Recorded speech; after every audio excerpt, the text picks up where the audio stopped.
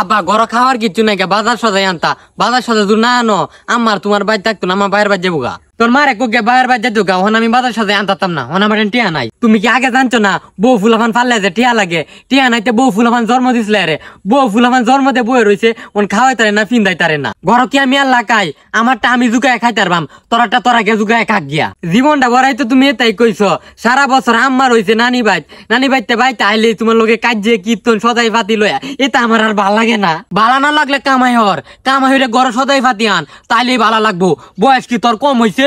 আমার যদি কামাই হওয়ার বয়স হইতো তাহলে ঘর তাকিয়া তোমার আর আমার কাজে শুনলাম, নইলে আমি কামাই হইলে ঘর সদাই ফাতি আনতাম। আমার অন বয়স হয়েছে, আমি অন কামাই হতাম না, আর তোর বয়স হয়েছে না, তুইও কামাই হতাতি না। এ ভাই কলের মতনে দিন ফারুন লাগবো।